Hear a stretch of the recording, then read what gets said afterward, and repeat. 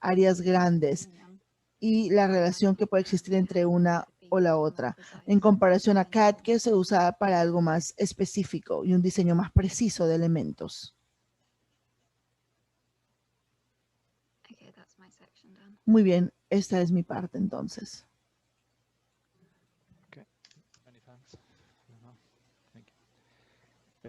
Bueno, muchas gracias, Eleanor. Breve introducción de Eleanor. Vamos a continuar ahora a una de las herramientas, que es una herramienta de escritorio, como Eleanor ha descrito, no es una herramienta web, y esta sería la herramienta de QGIS. QGIS es un sistema de información geográfica de código abierto. Esto significa que es gratuito y lo que es más importante es muy versátil, pues muchos desarrolladores pueden crear nuevas herramientas con este software, lo cual lo convierte en un software bastante potente. QGIS funciona actualmente en la mayoría de las plataformas y su pretensión máxima es un sistema de información geográfica que sea fácil de usar, proporcionando funciones y características comunes a otras plataformas de sistemas de información geográfica, pero con una mayor velocidad. El objetivo inicial de QGIS sería el de proporcionar un visor de datos de sistema de información geográfica, pero actualmente se encuentra en un punto de su evolución donde este software se puede utilizar aparte de las necesidades diarias de la visualización de datos. También se pueden capturar datos, analizar datos, o sea, se ha extendido mucho más. En principio, el uso que le vamos a dar es simplemente como visualización y para hacer alguna pequeña consulta. Otro punto a favor es que admite una gran cantidad de formatos de datos raster y vectoriales. Vamos a explicar brevemente cómo sería la instalación desde cero del QGIS. Tendríamos, en principio, es una instrucción muy básica, como descargar e instalar. Esta presentación se compartirá luego, entonces ahí pueden ver la dirección web donde lo pueden descargar. Y una vez abremos la página de QGIS.org, ahí tendríamos la zona de descarga. Y una vez abrimos esta dirección web, aparece, como tenemos en pantalla, una serie de posibilidades. Personalmente voy a recomendar bajar en lugar de la última versión, sería una versión anterior. Esto es porque normalmente las versiones beta contienen algunos errores y esto las hacen inestables y podríamos perder información cuando estemos trabajando o cosas así. Sería interesante que todos nos alineáramos en un futuro a ver qué versión utilizamos, porque si empezamos a usar diferentes versiones podría haber incompatibilidades entre ellas. Entonces eso sería cuestión de dar una versión y usar todos por el momento la misma. Una vez que instalamos, se seleccionaría únicamente un componente, que sería, como se ve aquí en la pantalla, sería el componente de QGIS. Sería el único componente que instalaríamos. Y una vez que se instala, ya cuando abrimos desde Windows, tendríamos que seleccionar el cual tiene este plugin, que sería Grass. Eso aparece automáticamente, esta opción.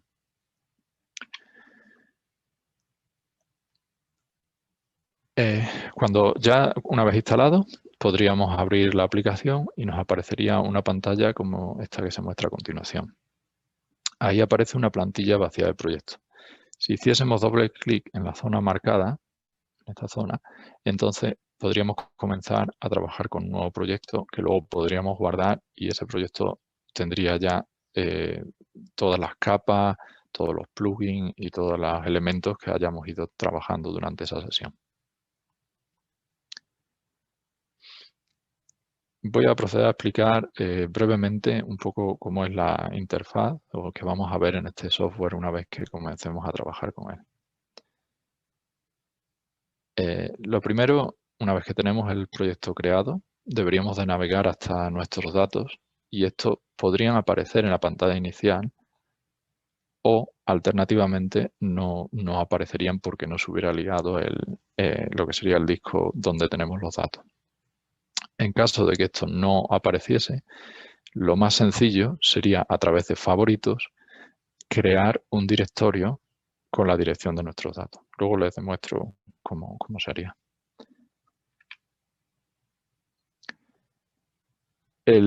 La segunda capa, bueno, el segundo panel importante sería el panel de capas. Aquí se irán añadiendo las capas con las que vamos a ir trabajando. Según añadimos capas, estas van a ir apareciendo debajo de las anteriores. Esto va a ocurrir tanto en el panel como en el mapa.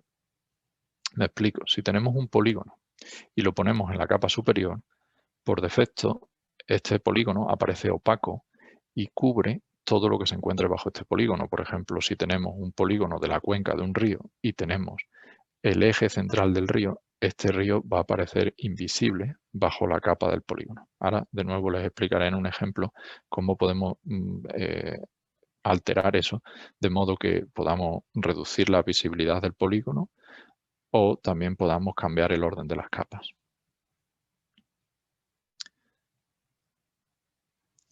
También tenemos la herramienta de la caja de herramientas, que sería la Processing Toolbox, y aquí hay muchísimas opciones. Esto ya es un poco para usuarios más avanzados y es un poco para el análisis de datos. Una vez que tengamos los datos, podríamos hacer cierto tipo de análisis, como análisis de proximidad, análisis de buffer o otro tipo de análisis que serían útiles, pero esto es un poco más avanzado y posiblemente esto se cubra en otro curso en un futuro.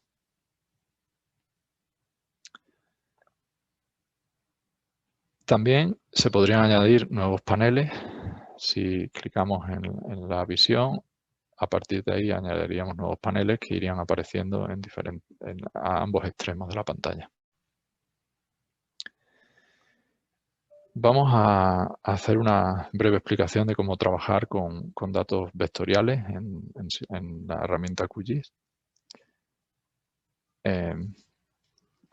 Aquí, una vez ya tenemos nuestra información, con el ratón derecho, lo que podríamos hacer con el clic en el ratón derecho, tendríamos una serie de información sobre las save file, que sería la capa básica con la que se suele trabajar. Si diésemos al botón derecho, tendríamos ahí una serie de datos y una serie de información con la cual podemos manipular esta capa.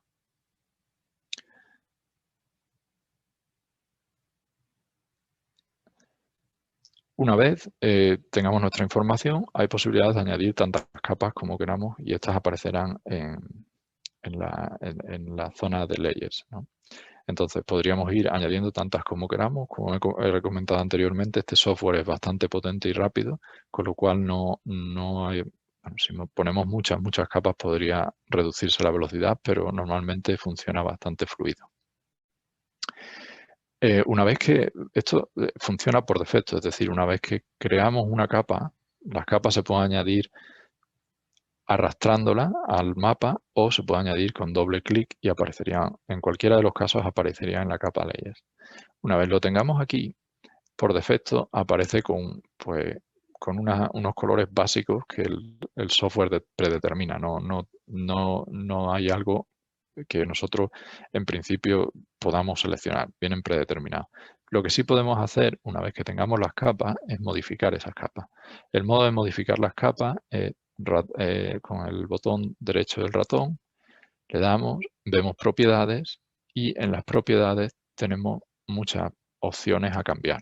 En el caso de la visualización sería ir a través de la simbología y ahí seleccionaríamos, por ejemplo, en el caso del eje del río, se ve que es bastante complicado verlo, ¿no? Si luego imprimimos y tenemos que llevarlo a campo, por ejemplo, un mapa, pues entonces nos interesaría más un color en más contraste. En este caso sería botón derecho, propiedades, simbología, y ahí cambiaríamos, por ejemplo, a un color azul para representar el eje del río y ya veríamos que hay más contraste.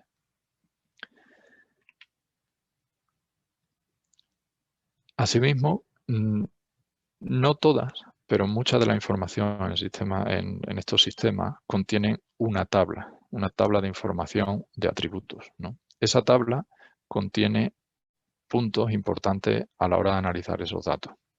Y también, por ejemplo, si vamos a campo, es interesante tener esos datos con nosotros. Entonces, esta información se encuentra en la tabla de atributos. De nuevo, sería clic en el botón derecho del ratón sobre la capa, se seleccionaría la tabla de atributos, se abriría y entonces se podría visualizar en pantalla los datos que contiene esa capa. También se podría, una vez que tengamos, imaginemos que tenemos muchos puntos, como es este caso, si no sabemos, por ejemplo, tenemos la referencia de otra forma, sabemos que el dique que nos interesa ver en mapa sería este, el CADI07. El modo de identificarlo en el mapa sería clicar sobre la propia, la propia línea de los atributos y automáticamente se iluminaría en pantalla, con lo cual podríamos, en caso de que estuviésemos manejando un reportaje y se mencionase ese dique, podríamos ir directamente en nuestro ordenador a ver dónde está ese dique, cuál es la localización, en lugar de tener que leer coordenadas y buscarlas. También se podría hacer, se podría seleccionar un zoom sobre la zona en caso de que estemos manejando varios proyectos en el mismo QGIS. El siguiente paso sería cómo instalar algunos de los plugins principales. Esto es una opción que nos da QGIS y sería a través de la pestaña de plugins. Una vez ahí, iríamos a Plugins, Manage and Install Plugins, y esto nos abre una pantalla de diálogo donde ofertaría la principal, el principal número de plugins. En este caso son alrededor de 600 y pico de plugins. Entonces, ahí mi recomendación sería, en lugar de buscarlos uno por uno, sería en caso de que tuviésemos alguna referencia a algún plugin que fuese interesante, entonces marcaríamos el nombre y le daríamos a buscar. Automáticamente nos retorna cuál es el plugin. Normalmente, como son fuentes abiertas, va a tener un número de votos, o bueno, va a tener una pequeña definición, y ahí ya instalaríamos ese plugin y automáticamente quedaría guardado en el proyecto en el que estamos trabajando. En este caso es recomendable, en principio, al menos bajar o descargar el plugin de Quick Map. Este plugin lo que nos hace es darnos un mapa base en el cual podemos poner nuestras capas y podemos tener una localización visual de donde nos encontramos.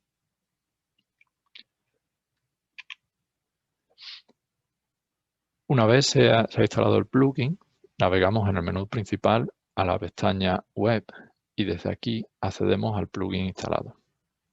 En este caso, el plugin es OSM y una vez aquí aparecería otra subventana que sería OSM estándar. Una vez cliquemos en esto, automáticamente nos aparece el mapa de, digamos, el mapa de fondo donde podríamos ver dónde se encuentra nuestro proyecto. Como comentaba antes, cualquier tipo de capa aparece de nuevo en el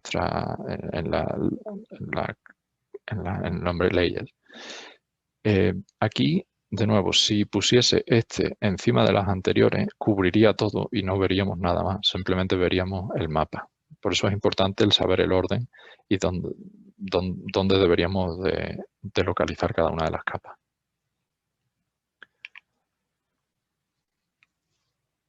También otro caso que se puede dar es, una vez que instalemos un plugin, el zoom automáticamente nos sacará fuera de la zona de interés, ¿no? Entonces, en ese caso, de nuevo sería botón derecho o en el caso también, no necesariamente que el propio software nos saque fuera de esa zona, en el caso de que tengamos 3 o 4 proyectos diferentes, por ejemplo, en Tumbes y Trujillo, y el modo de verlo sería, si estamos trabajando, por ejemplo, en la zona de Huaura, en este caso, pues sería clic en el botón derecho del ratón, zoom a la capa y automáticamente nos sacaría a la zona. Y ahora lo que voy a hacer es un poco una demostración de lo que hemos ido hablando ahora para que veamos los típicos inconvenientes y también mostrar cómo podríamos imprimir un plano. Entonces, como he comentado, lo primero sería abrir el software.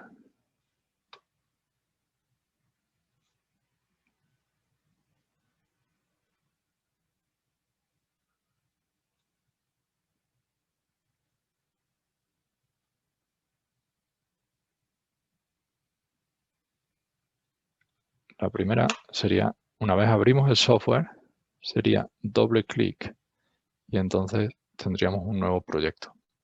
En este nuevo proyecto, si quisiésemos añadir un directorio, nos iríamos a la zona donde tenemos guardada nuestra información y seleccionaríamos.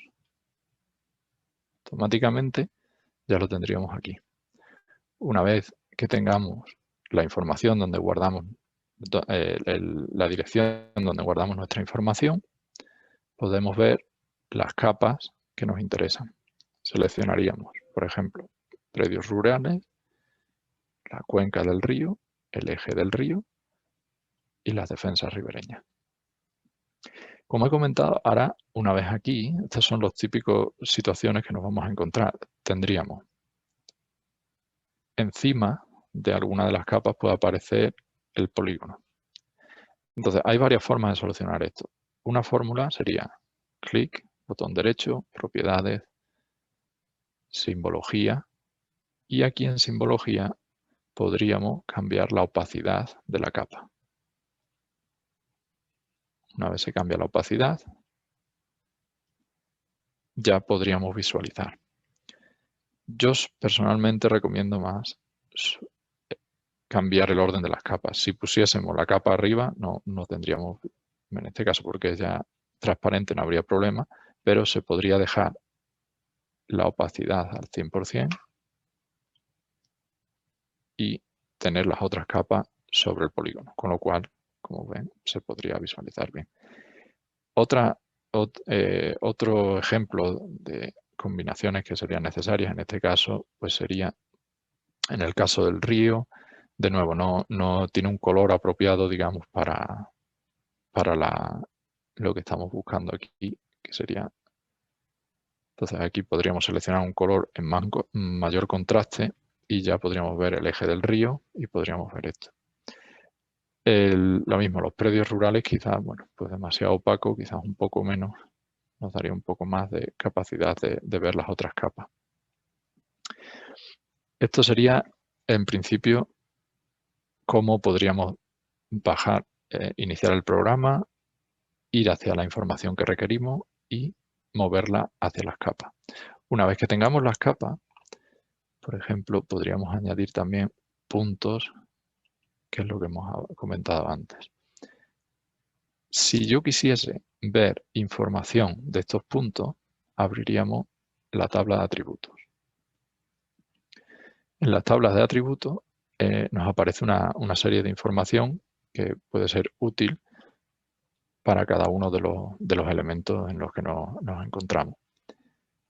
Otra fórmula de ver información, si quisiésemos, sería también, de nuevo, sería con el botón de información, clicar en el elemento en el que aparece en nuestro mapa en el cual estamos interesados y nos retornaría una serie, bueno, en este caso lo que tengan en esa capa guardada. Hay datos mejor con más información y datos con menos, depende de quién haya producido estos mapas, ¿no? Normalmente tiene que tener cierto nivel de información. Ahora, como he comentado antes, vamos a ver, esta es la herramienta para instalar plugins. Sería, como he comentado aquí, podríamos incorporar un plugin que nos parezca interesante. Por ejemplo, un plugin que yo uso bastante es el de importar fotografías. Este plugin, bueno, yo ya lo tengo instalado en este caso, pero si lo quisiésemos instalar, le daríamos doble clic o se instalaría. Una vez que tenemos instalado el plugin, lo que podríamos hacer, aparecería una leyenda como la que tenemos aquí. Este plugin es muy útil porque podremos geolocalizar fotografías que hayamos tomado en campo. El único requisito que necesitamos es que esas fotografías hayan sido tomadas con un teléfono con GPS, que básicamente yo creo que la mayoría de los smartphones hoy en día disponen de GPS. Entonces simplemente bajamos las fotografías de nuestro teléfono al disco duro del ordenador y ahí con la herramienta esta podríamos venir, por ejemplo, fotografías que yo tomé en Trujillo, se seleccionaría y podríamos retornarlo. Te pide dónde están las fotografías y dónde vas a guardar el save file, que sería la fila, el formato donde se quedaría esto salvado, ¿no? Una vez se dé, se importan la fotografía y esa fotografía aparecen automáticamente en nuestro mapa. En este caso,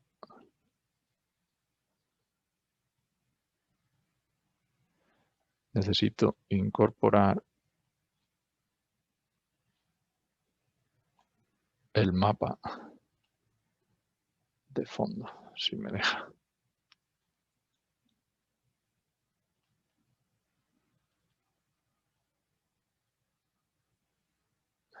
No se carga el mapa. Bueno, un momentito, perdón. Lo hago por este otro que ya estaba bajado el mapa.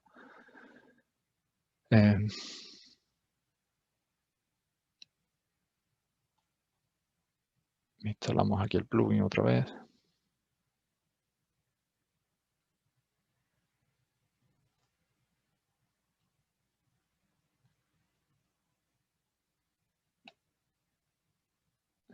Suele pasar que a veces no refresca la información.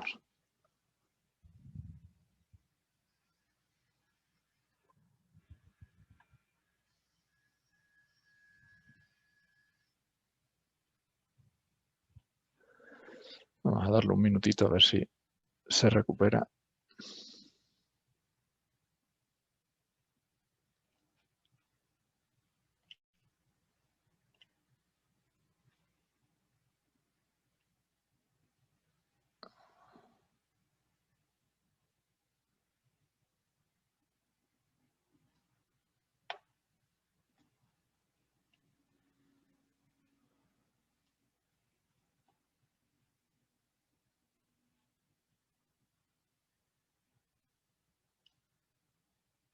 No. Bueno.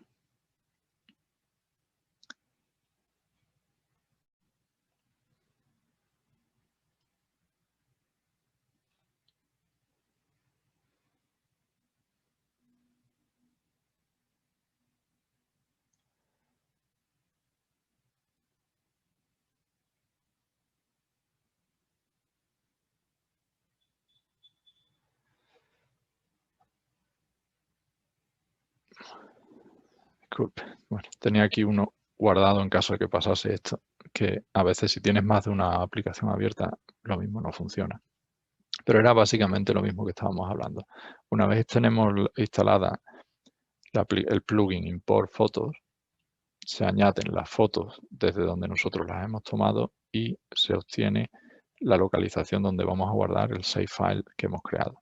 Una vez tengamos las fotos, aquí, una vez esté el plugin instalado, tendríamos que tener esto en pantalla, estas líneas, y aquí, si clicamos en Click Fotos, podríamos ver automáticamente, una vez tengamos ya tanto el mapa de OSM estándar en el fondo como las fotos, veríamos dónde tomamos las fotos y si hacemos doble clic veríamos cuál, bueno, tendremos alguna información básica de la foto y la foto, así mismo como la localización de la foto. Esto puede ser importante cuando hagan visitas a campo, se pueden luego trasladar bastante rápido, como hemos visto, instalar el plugin y usar estos controles para importar las fotos y aparecerían en cualquier zona donde hayamos tomado esa fotografía. Esto también puede ser interesante una vez tengamos, por ejemplo, en este caso, si, como he comentado, este proyecto está en Trujillo, pero estamos trabajando a la vez en otro proyecto allá en Huaura, sería zoom a la capa y automáticamente nos llevaría hasta la capa. Como vemos, no habría ningún tipo de problema. Automáticamente estaríamos en esa capa. Una vez tengamos ya los mapas preparados, digamos, si quisiésemos imprimir para compartir con algún compañero o simplemente para llevarlo a campo luego y ver en campo algo, la opción más rápida sería a través de proyecto, imprimir, crearíamos un nombre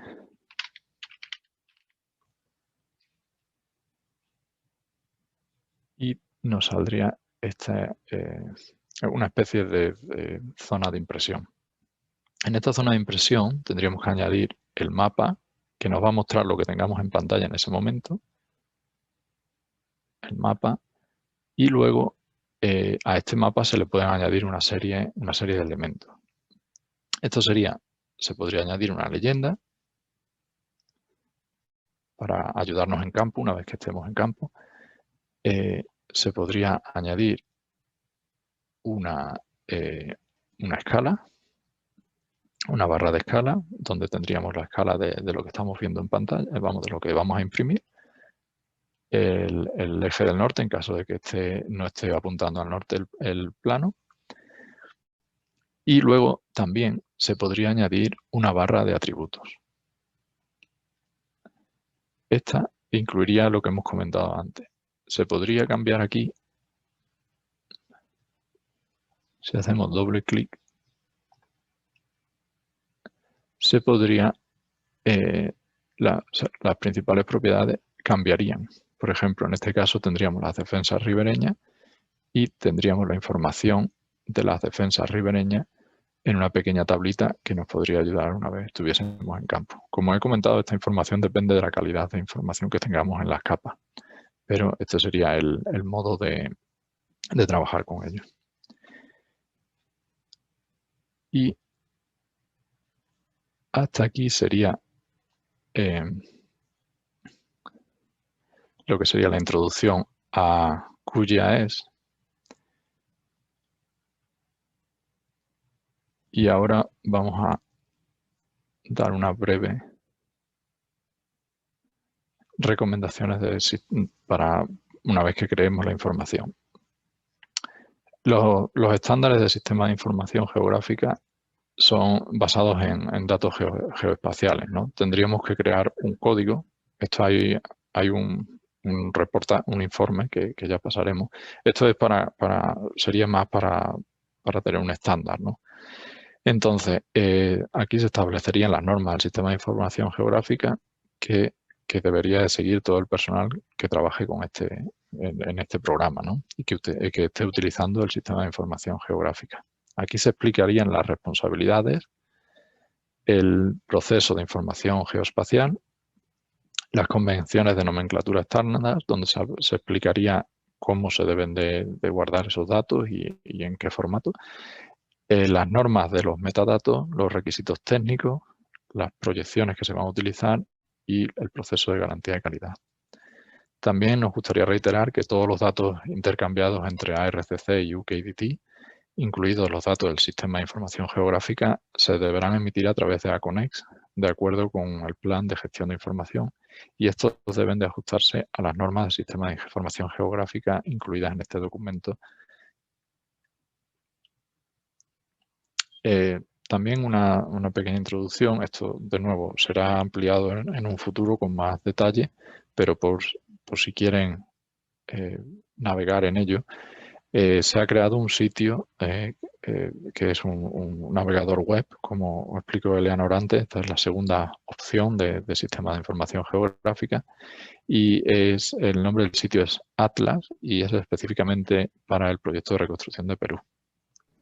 En esta zona web se consolidan los contenidos geoespaciales de todo el proyecto en un solo lugar, y esto facilitaría la búsqueda de datos y el acceso a los mapas web. Por el momento, tanto UKDT como ARCC están trabajando juntos para actualizar los datos disponibles en Atlas, y el sitio este también proporciona normas geoespaciales del proyecto, algunas preguntas frecuentes y datos de contacto del equipo de soporte, del equipo digital que está detrás de esta herramienta. Se puede acceder a través de la dirección que está aquí, y si no tuviese acceso, entonces hay una guía que hemos creado para solicitar ese acceso. Sergio, sí, está bien. Sí. Puedo añadir un poquito como resumen y contexto de lo que hemos pasado en esa sesión. Entonces, para aclarar el proceso y la relación entre los equipos de GIS, entre ARC y UKDT, quería destacar un poquito. Entonces, ARC ha decidido utilizar QGIS, y también estoy segura que conocen el visor también creado por Miguel, para revisar el dato crudo, digamos, que llega directamente de los consultores, y es decir, el data no procesado y no verificado. Y estos datos pasan luego por un proceso de revisión por parte de ARC, así como de los equipos de revisión técnica de UKDT, aunque para ese proceso nosotros UKDT estamos utilizando el software ARC Pro, que es parecido a QGIS. Y en este proceso de revisión se verifican los proyectos, las obras, y se procesan los datos para asegurar que están de acuerdo con los estándares de SIG que Sergio acaba de mostrar. Y eso es decir, que incluyen los metadatos, atributos, y se ajustan a las convenciones de nomenclatura, etc. Y cuando el data está procesado en su totalidad y verificado, así después de pasar por el proceso de QGIS que acaban de ver, ARC comparte ese dato con UKDT, donde se sube a la base de datos compartida que tenemos. Y este está publicado al web visor Atlas, que está mostrado en la pantalla ahora, donde todo el programa de reconstrucción con cambios puede acceder el data validado. Y como Elena describió al principio, y ustedes han visto en esta sesión, el SIG requiere el uso tanto de un software de escritorio como QGIS y ARC Pro para trabajar y procesar los datos, como de un web viewer como Atlas, que es una versión más ligera para ver los datos con sus atributos. Y como también Sergio dijo, estamos trabajando muy estrechamente con Miguel y el equipo de SIG de la ARC para garantizar que los datos procesados y validados se envían a la UKDT con suficiente anticipación para su revisión técnica y para que puedan publicarse en Atlas lo antes posible, de modo que estén disponibles para que los utilice todo el equipo. Y este proceso es cada vez más rápido y eficaz. Y el Atlas se actualiza con frecuencia para garantizar que se recoge la información más reciente. Y por favor, como también Sergio dijo, les insisto a todos, si todavía no han accedido a Atlas, que lo hagan, por favor, y pueden seguir el enlace aquí en esta diapositiva, y si no tiene acceso, por favor, también utilice el guía también, donde hay un enlace en ese diapositivo para pedir el acceso. Así es, un poquito resumen para tratar de juntar todo lo que han visto en esa sesión. Gracias. No sé si Sergio queremos ir para preguntas. Muchas gracias, Liz. Sí, si tienen alguna pregunta o alguna consulta que les